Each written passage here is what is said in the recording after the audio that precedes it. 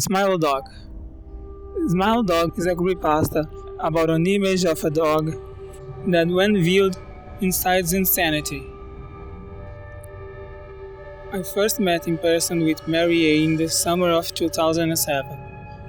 I had arranged with her husband of 15 years, Terence, to see her for an interview. Mary had initially agreed, since I was not a newsman, but rather an amateur writer, gathering information for a few early college assignments and, if all went according to plan, some piece of fiction. We scheduled the interview for a particular weekend, when I was in Chicago on unrelated business. But at the last moment, Mary changed her mind and locked herself in the couple's bedroom, refusing to meet with me. For half an hour, I sat with Terence as we camped outside the bedroom door. I listened and taking notes while he attempted fruitlessly to calm his wife. The thing Mary said made little sense, but fit with the patterns I was expecting. Though I could not see her, I could tell from her voice that she was crying, and more often than not, her objections to speaking with me centered around an incoherent diatribe on his dreams, her nightmares. Terence apologized profusely when we ceased to exercise, and I did my best to take it in stride. Recall that I wasn't a reporter in search of history, but merely a curious young man in search of information. Besides, I thought at the time I could perhaps find another similar case if I put my mind and resources to it. Mary E. was the size-up for a small Chicago-based bulletin board system in 1992, when she first encountered smile.jpg and her life changed forever. She and Terence had been married for only 5 months. Mary was one of an estimated 400 people who saw the image when it was posted as a hyperlink on the BBS, though she is the only one who has spoken openly about the experience. The rest have remained anonymous, or are perhaps dead. In 2005, when I was only in 10th grade, smile.jpg was first brought to my attention by burgeoning interest in web-based phenomena.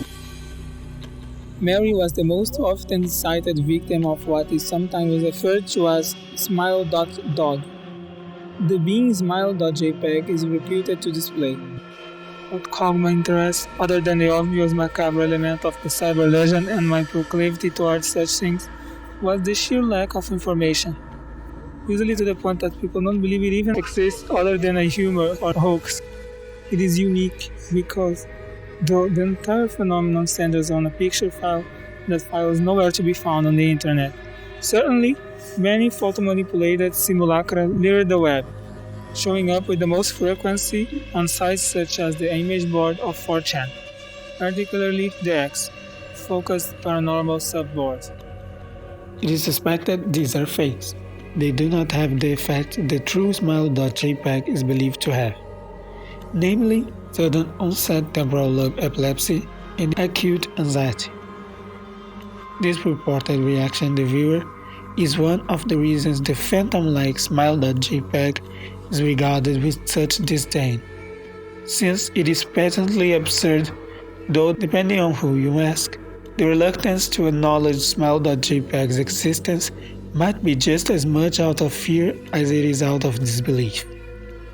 Neither smile.jpg nor smile.dog is mentioned anywhere on Wikipedia, though the website features articles on such others, perhaps more scandalous shock sites as hello.jpg or 2 girls 1 cup. Any attempts to create a page pertaining to smile.jpg is summarily deleted by any of the encyclopedia's many admins. Encounters with smile.jpg are the stuff of internet legend. Mary E.'s story is not unique. There are unverified rumors of smile.jpg showing up in the early days of Usenet, and even one persistent tale that in 2002 a hacker floated the forms of humor and satire website Something Awful with a deluge of smile.dog pictures, rendering almost half of the forum users at the time epileptic. It is also said that in the mid to late 90s, smile.jpg circulated on Usenet and as an attachment of a chain email with the subject line, "Smile, God loves you." Yet despite the huge exposure these stunts would generate, There are very few people who admit to having experienced any of them, and no trace of the file or any link has ever been discovered.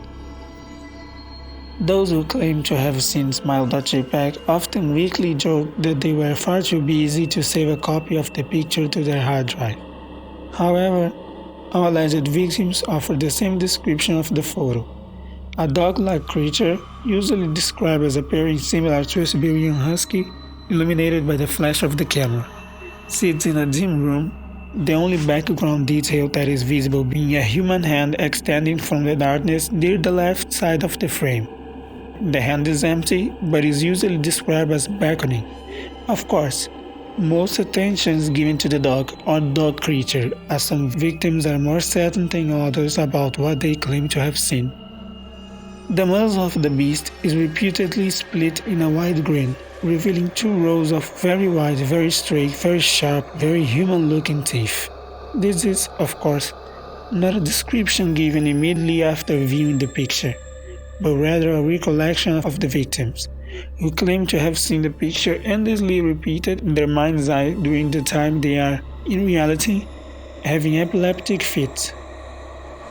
These fits are reported to continue indeterminately, often while the victims sleep, resulting in very vivid and disturbing nightmares. These may be treated with medication, though in some cases it is more effective than others. Mary E., I assume, was not on effective medication.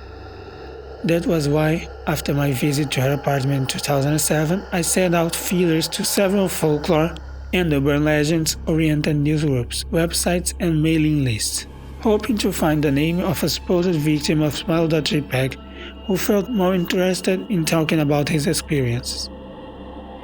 For a time, nothing happened, and at length I forgot completely about my pursuits, since I had begun my freshman year of college and was quite busy. Mary contacted me via email, however, near the beginning of March 2008, through jml@com from marye@net. Subject: Last summer interview.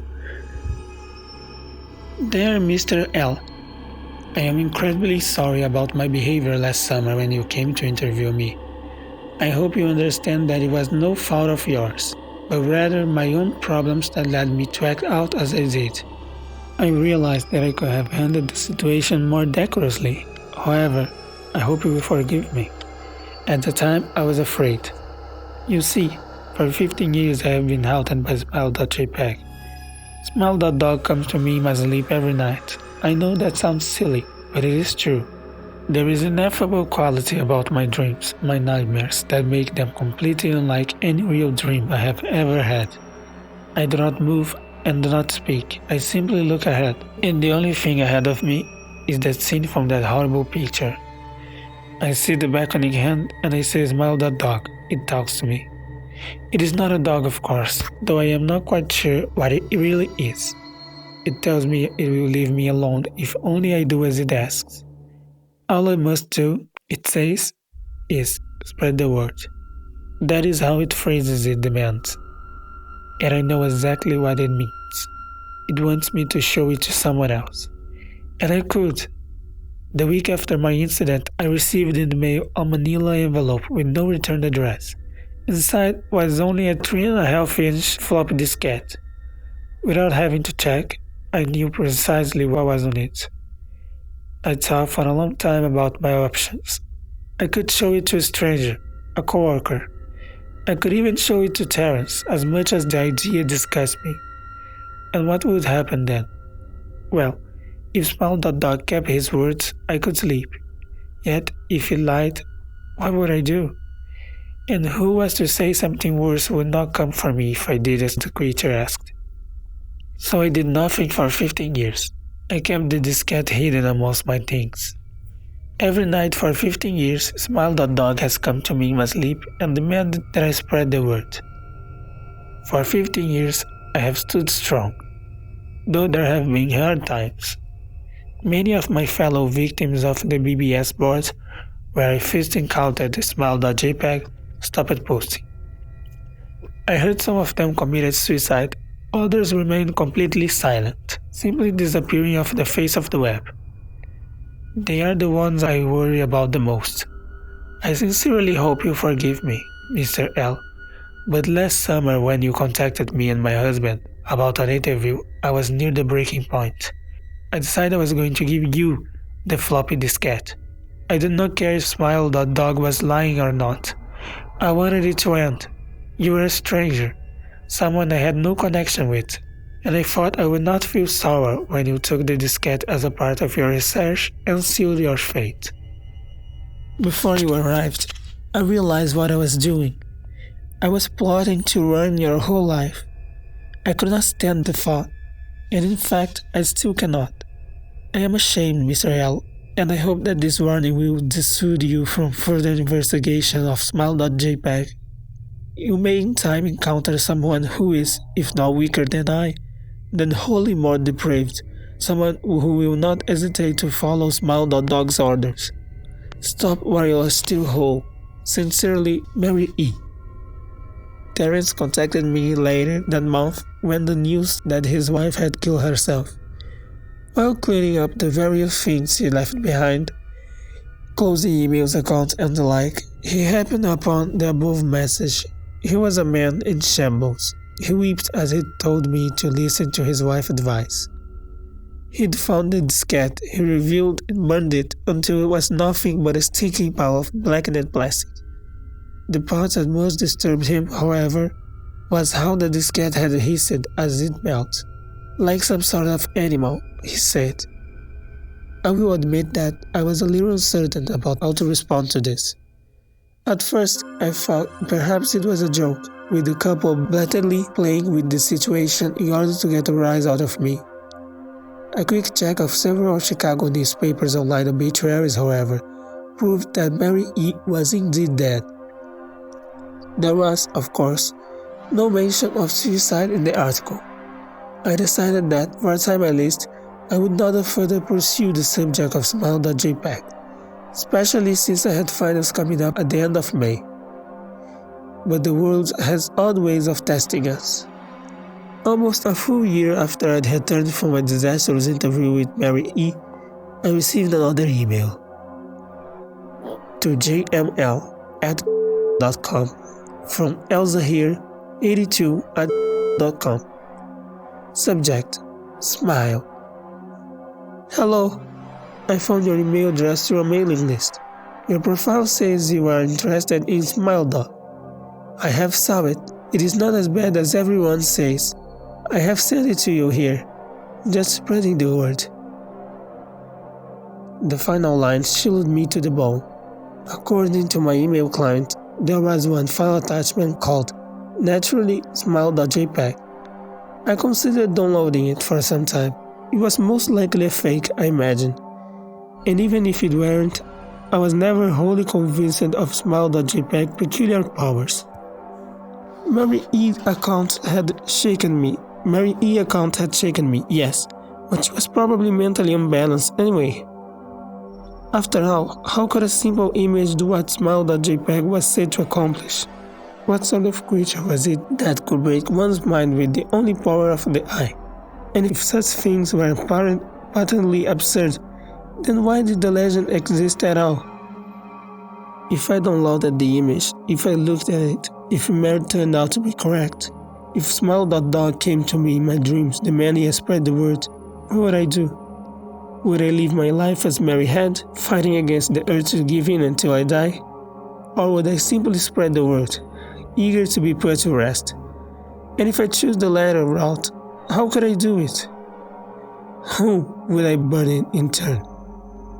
If I went through with my earlier intention to write a short article about smile.jpg, I decided I could attach it as evidence, and anyone who read the article, anyone who took interest, would be affected. And even assuming the smile.jpg attached to the email was genuine, would I be capricious enough to save myself in that manner? Could I spread the word? Yes, I could.